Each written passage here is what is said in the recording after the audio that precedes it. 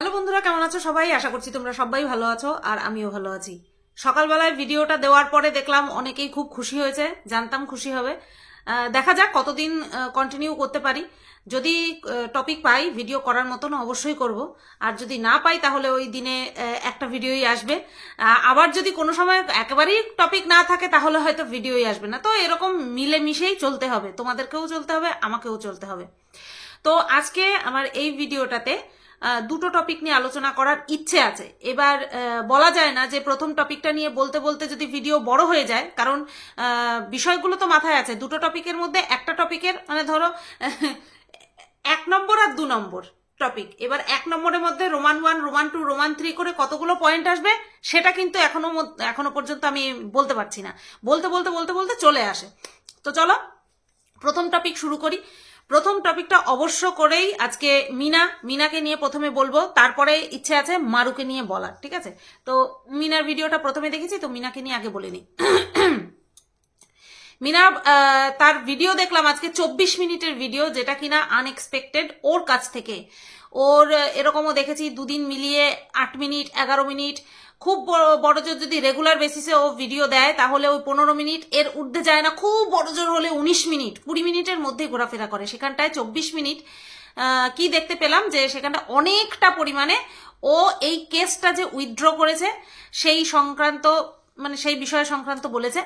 তো প্রথমে তো একটা কথা আমি ওর তুলে নিয়ে প্রথমে বলি, সেটা হচ্ছে ও বলতে বলতেই বলেছে, বিষয়টা শুরু করে বলতে বলতেই বলেছে, সেটা হচ্ছে আমি এই বিষয়গুলোর মধ্যে থাকতে চাই না, আমি এই বিষয়গুলোর মধ্যে থেকে বেরোতে চাইছি। এবার এক্স্যাক্ট কোন বিষয়গুলো? কেস কামারি, যেটা কিনা ও নিজে থেকে করেছে, নাকি এই যে কন্ট্রোভার্সি, এখান থেকে ও বেরোতে চায়?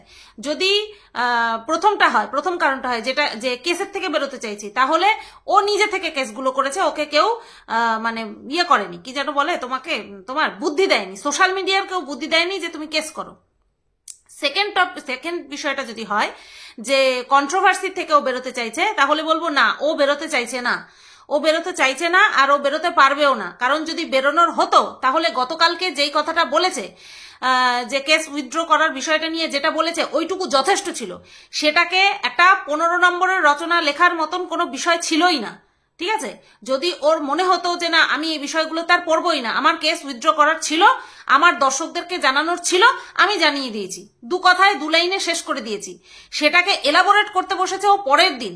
তার মানে ও কন্ট্রোভার্সি ভীষণ বাজেভাবে চায় এবং এই কন্ট্রোভার্সির মধ্যেই থাকতে চায়।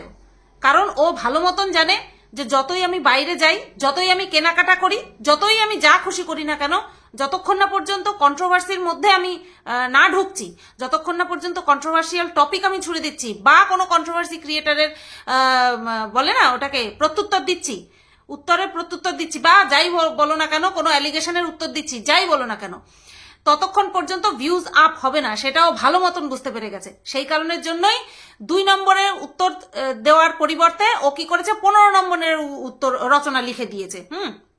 তারপরে আবার কি বলছে যে এইসবের মধ্যে আমি থাকতে চাই না। তো এটা প্রথম তুললাম। এবার সেকেন্ড যে বিষয়টা, সেটা হচ্ছে, দেখো বলতে তো চাই না বিষয়টা নিয়ে, এই যেই কথাটা এখন বলবো সেটা আমি বলতেই চাই না, তার নামও আমি উচ্চারণ করতে চাই না। সেটা হচ্ছে, দেখলাম আজকের ভিডিওতে মিনা যেইভাবে এলাবোরেট করলো জাস্ট দিদিকে নিয়ে, তার সঙ্গে তার সম্পর্ককে নিয়ে যেভাবে এলাবোরেট করলো, তাতে করে কৃতদাসের মুখে মানে ওই কি বলবো, ওটা জুতোর বাড়ি বলবো, কারণ এই ধরনের ওয়ার্ড আমি ইউজ করা ছেড়ে দিয়েছি, আমার ভালো লাগে না, আমার মুখ থেকে বেরোয় না। কিন্তু বিশ্বাস করো, আমি দেখলাম, আমি শুনলাম, আর আমি যেটা বুঝলাম যে এত লাফান লাফিয়েছে এই জাজ দিদিকে নিয়ে। জাজ দিদি নাকি পায়ে পড়ে ক্ষমা চেয়েছে, জাজ দিদির মুখে জুতো মেরেছে, মানে সব সময় বলে বেড়ায় সবাই সবার মুখে জুতো মারছে। কিন্তু আমি যা বুঝলাম, মিনা খোলসা করে বলার পরে যা বুঝলাম, এই মিনা জুতোর বাড়ি মেরেছে কৃতদাসের মুখে। সপাসপ মেরেছে না, এরকম ভাবে ধরে, এরকম ভাবে ঘেটিটাকে ধরে, এমনিতে তো 4 ফুটি আর এরকম লিকলিকে, তো এরকম ভাবে ধরে তারপরে ওই যে অজয় দেবগানের একটা সিন আছে না, এরকম ভাবে মারে, ওইভাবে মেরেছে। সেটা এবার তোমরা বুঝে নাও কিভাবে মেরেছে, যেখানে কিনা বারবার ওইটুকুনি তো বারবার লাফ মারে, মানে স্ক্রিনের বাইরে চলে যায়, নাচতে নাচতে স্ক্রিনের বাইরে চলে যায়, ঠিক আছে।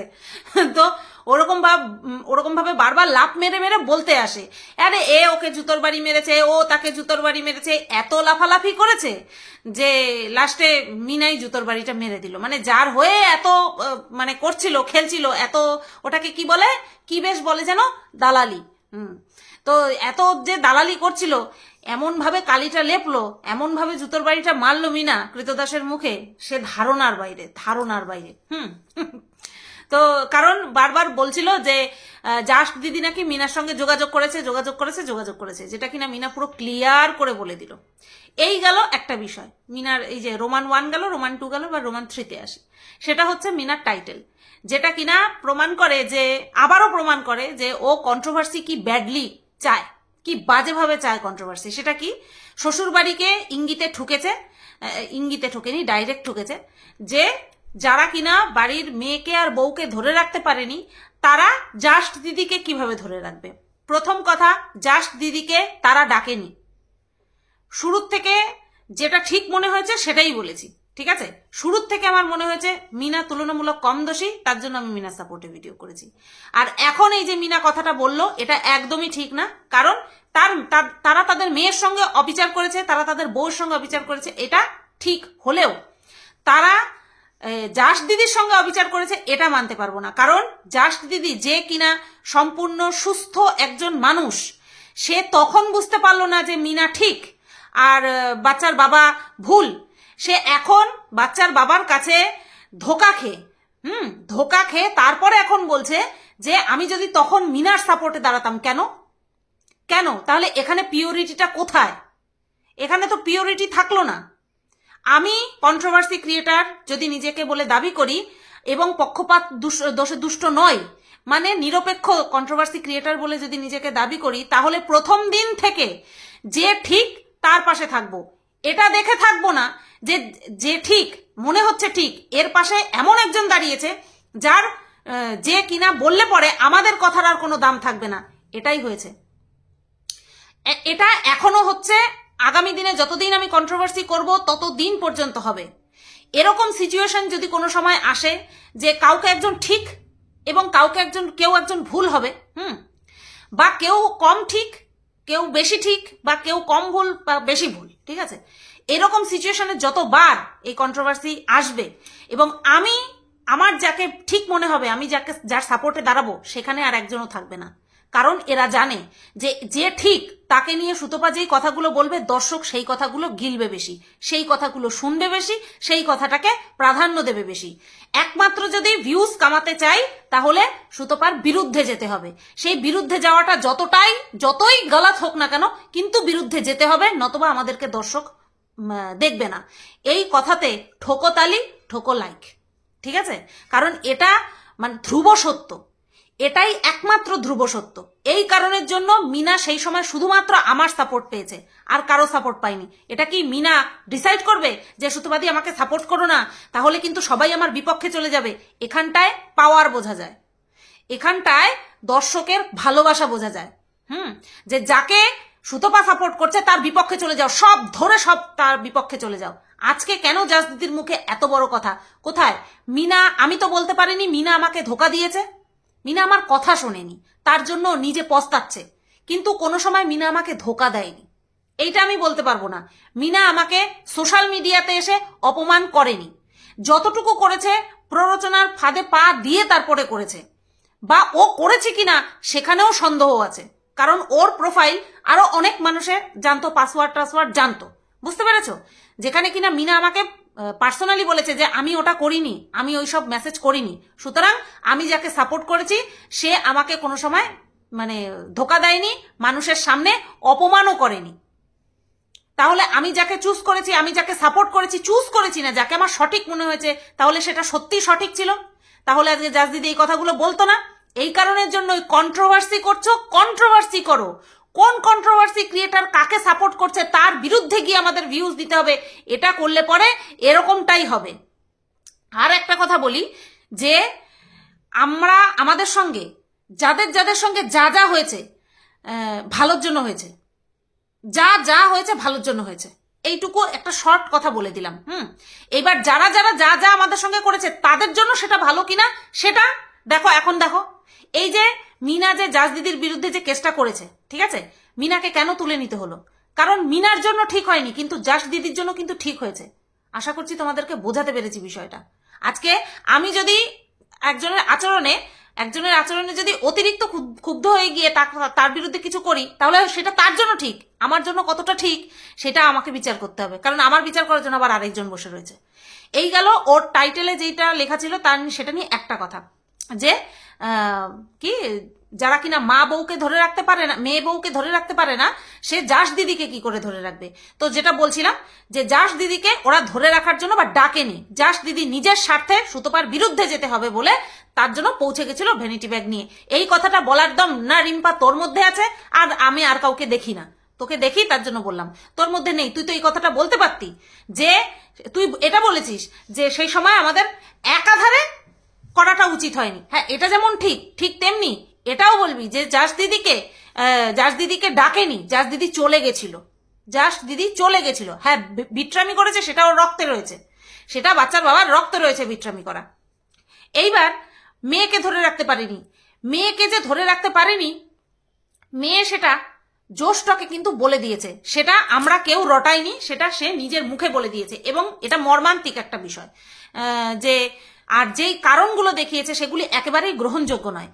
যে কি চাষি পরিবার, কলকাতার মেয়ে গ্রামে এসে পড়েছে, চাষি পরিবারে এসে পড়েছে, তার জন্য মেয়েকে সামলাতে পারেনি, তাহলে ছেলেকে সামলালো কি করে? অ্যাকচুয়ালি এই যে যতই কলকাতার মেয়ে হোক না কেন, তার ধ্যান ধারণা ছিল একেবারে সেই মানে কি বলবো জঘন্য, যারা কিনা মেয়ে সন্তানকে প্রায়োরিটি দেয় না, ছেলে সন্তানকে প্রায়োরিটি দেয়। মেয়ে সন্তান ওই থাকলে থাকুক, না থাকলে আরো ভালো, এরকম একটা আবভাব। তো তাদের মন মানসিকতা যে জঘন্য সেটা আমি ডে 1 থেকেই বুঝতে পেরে গিয়েছিলাম, যখন কিনা এর মধ্যে আমি ঢুকেছিলাম। এইবার আসি এই যে মা মেয়েকে ধরে রাখতে পারেনি, এই বিষয়টা নিয়ে আমি একটা টপিক উল্লেখ করবোই। এই বিষয়টা হয়তো আমি নিজের মতন করে বলতাম, কিন্তু না, ওই যে আমি যদি দেখি কারোর ভিডিও অবশ্যই বলবো, এবং আমি যদি নিজের ইচ্ছায় দেখি, এমন না কেউ আমার কানে দিয়েছে তারপরে গিয়ে আমি দেখেছি। রিম্পার ভিডিওটা দেখছিলাম, বলছিল যে এমনও কি যে যার জন্য মিনা তার দুধের শিশুকে ছেড়ে চলে গিয়েছিল। আমি তোকে একটা প্রশ্ন করি, তোর শাশুড়ি তোর বিয়ের পরে জীবিত ছিল কিনা জানি না, যদি জীবিত থাকতো বা এখন যদি থাকতো বা বিয়ের পরপরই যদি থাকতো, যদি তোর স্বামী তোর শাশুড়িকে নিয়ে তারপরে তোর সঙ্গে ঘুমাতো, তুই কম্প্রোমাইজের যে কাঁটাটা কোন দিকে ঘোরাতিস? করবো কি করবো না, কম্প্রোমাইজ করবো কি করবো না, কোন দিকে তুই কাঁটাটা ঘোরাতিস? দিনের পর দিন তুই তোর স্বামীর কাছ থেকে যদি সমস্ত কিছু থেকে যদি তুই বঞ্চিত হতিস, তাহলে কম্প্রোমাইজের কাঁটাটা তোর কোন দিকে ঘুরতো? এটা একটুখানি বলিস, ঠিক আছে? আমি অবশ্যই দেখি তোর ভিডিও। ওই যে কালকে বলছিলিস না যে এই বিষয়টা নিয়ে তো সবাই বলে দিয়েছে, তোমরা কি আমার কথা শুনবে? আমি গেছিলাম তো শুনতে, যারা শোনার তারা ঠিক শুনবে। এরকম কত হয়েছে একটা বিষয় নিয়ে তোরা সবাই বলে দিয়েছিস, আমি পরের দিন সকালে বলেছি। দর্শক আমাকেই দেখতে আসেনি, আমাকেও দেখতে এসেছিল। তো এই একটা বিষয় আমার তোর কানে লেগেছে, তার জন্য বললাম। তারপরে কম্প্রোমাইজের বিষয় গেল। এবার আসে আমি মিনার ক্ষেত্রে। মিনার মুখে এখনো কি এই কথাগুলো বলা মানায়? এই যে বলছে যারা কিনা মেয়েকে রাখতে পারেনি, বউকে রাখতে পারেনি, এই পজিশনে দাঁড়িয়ে এখন যেগুলো আমরা বুঝতে পারছি, এই পজিশনে দাঁড়িয়ে মিনার এই কথাগুলো মানায় না। যেখানে কিনা ওর বাবা দিনের পর দিন বাড়ি আসছে না, এবং কিছু একটা হয়েছে সেটা বোঝা যাচ্ছে। মানে ওর বাবা মায়ের মধ্যেও যে একটা গন্ডগোল শুরু হয়েছে, এবং সেই গন্ডগোল এমন চরম পর্যায়ে পৌঁছেছিল যেখানে মিনার মা নিজেকে শেষ করার জন্য হাতে পোঁচ বসিয়েছিল, এতখানি ডিপ পোঁচ বসিয়েছিল যেখানে ডাক্তারের সাহায্য নিতে হয়েছে, এমনি কাটছিল না, ঠিক আছে? তো এই পজিশনে দাঁড়িয়ে মিনার এখন ওই সম্পর্ক নিয়ে শ্বশুর বাড়িকে ঠোকা সাজে না, পরিষ্কার সোজাসাপটা কথা। তারপরে হচ্ছে স্বামীর সঙ্গে বনিবনা হয়নি, স্বামীকে ছেড়ে চলে এসেছে আরেকজনকে ধরে, সেই জায়গাতেও বনিবনা হয়নি, সেও খারাপ বেরিয়েছে। সে যে খারাপ বেরিয়েছে সেটা জানা ছিল, সেখান থেকে বেরিয়ে এসেছে। সেখান থেকে বেরিয়ে আসার পরে আরো যেই সব জিনিসগুলো শোনা গেছে সেগুলো এক্সপেক্টেড ছিল না। সেইগুলো মানার জায়গা ছিল না, তাহলে ওর সেই জায়গাটাই তো নষ্ট হয়ে গেল যে আমি অত্যাচারিত হয়েছি বা আমার যেগুলো প্রাপ্য ছিল আমি পাইনি, আমি সেই কারণে নিজেকে সরিয়ে নিয়ে এসেছি। তাহলে একের পর এক যখন হতে থাকে ঘটতে থাকে তাহলে তাকে কিন্তু কেউ ভালো চোখে দেখে না। তো যার কিনা এরকম একটা ফেজের মধ্যে দিয়ে যাচ্ছে, যে কিনা ওয়েস্ট বেঙ্গলেই থাকতে পারছে না, কি বলছে মেয়েরা মেয়েদের শত্রু, জানি না না অবশ্যই মেয়েরা মেয়েদের শত্রু হয়, ছেলেদের থেকে মেয়েরা মেয়েদের বেশি শত্রু হয়। কিন্তু এই আমার কথা আমি বলি ভাই, না, যদি আমার ক্ষেত্রে এরকমটা হতো তাহলে এই যে কি যেন বলে মানুষে বলে না যে এই তো যারা কিনা পরকীয়া করে তাদেরকে সাপোর্ট করতে যায়, এই যে জ্বালার যে ওয়ার্ডটা, এই যে জ্বালিয়ে দেওয়া যে ওয়ার্ডটা, এইটা আমি শুনতাম না যদি মেয়েরা মেয়েদের শত্রু হতো। আমি বুঝতে পেরেছিলাম ওর স্বামীর কথাবার্তা শুনে বুঝতে পেরেছিলাম নিশ্চয়ই কিছু ঘটেছে। তারপরে তো ভিউয়ার্সরা এসে একের পর এক ইনফরমেশন আমাদেরকে দিতে থাকে, যেখানটায় পেরেছে ভিউয়ার্সরা যতটুকু জানে ততটুকু দিয়ে গেছে, এবং ভিডিওতে তার প্রুফগুলো ছিল সেগুলোও গিয়ে দেখে এসে তারপরে গিয়ে সাপোর্টের বিষয়টা আসে। কিন্তু এখন এই জায়গাতে দাঁড়িয়ে মিনার আর এই কথা বলা সাজে না। ওদের বাড়ি যদি খারাপ হয়, মিনার শ্বশুর বাড়ির লোকজন যদি কাউকে ধরে রাখতে না পারে, তাহলে আমি বলবো তাহলে তোর বাবা মার মধ্যে কেন সম্পর্ক নেই? তোর ঠাকুমা কেন এসে ছেলের বাড়িতে না থেকে মেয়ের বাড়িতে চলে যায়? যার নিজের সংসারে এইরকম চলছে, যার নিজের মা নিজেকে শেষ করে দেওয়ার পথে, যার বাবা কিনা দিনের পর দিন ফেসবুকে স্যাড স্টোরি সংসারের অশান্তি, স্বামী স্ত্রীর অশান্তিমূলক পোস্ট দিয়ে চলেছে, তার মুখে এখন এত বড় বড় কথা মানায় না। ঠিক আছে, যে কিনা নিজের রাজ্যেই থাকতে পারলো না, কোথায় চলে যাচ্ছে, এই আরো একটা চরম ভুল ডিসিশন।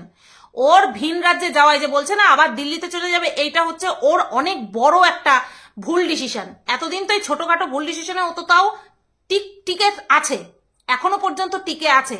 আমি ড্যাম শিওর ও দিল্লিতেও এমন কেউ এসে জুটেছে যার জন্য কিনা ও এত দূরে থাকার পরিকল্পনা। কত স্ট্রং হয়েছে ও, আমি জানতে চাই কত স্ট্রং হয়েছে, বুলেট প্রুফ হয়ে গেছে? আমার তো এমন ও ভাব দেখাচ্ছে যেন বুলেট প্রুফ হয়ে গেছে, যে ও কেউ যত ক্ষতি করার চেষ্টাই করুক, এত মানুষের মাঝখানে থেকেও যে সেফ না, সে এত দূরে গিয়ে সেফ থাকবে? যারা তোমরা বলছো আরো একবার চিন্তা করো যে আমরা যে বলছি মিনাকে যত তাড়াতাড়ি সম্ভব দিল্লি চলে যাও, এটা কি ঠিক বলছো? কাজ এখানে থাকলেও পাবে না, এখানেও টাকা পয়সা সামলে রাখতে পারবে না, এখানেও একা থাকতে পারবে না, ওয়েস্ট বেঙ্গলে এখানে একা থাকার মতন ওর ক্ষমতা নেই। রিম্পার আরো একটা কথা আমার ভালো লেগেছে, যে ও যত টাকা খরচা করেছে ও নিজের জন্য একটা লিখিত পরিতভাবে 1 BHK কিনে নিতে পারতো। এই কথাটা আমার ভালো লেগেছে। আজকে যদি ও নিজের দমে একটা 1 BHK কিনতো, ও ফেলে রাখতো ফ্ল্যাট, ওটা ওর একটা অ্যাসেট থাকতো। তারপরে বাবা মার সঙ্গে আমি টাকা পয়সা এর বেশি আমি দিতে পারবো না।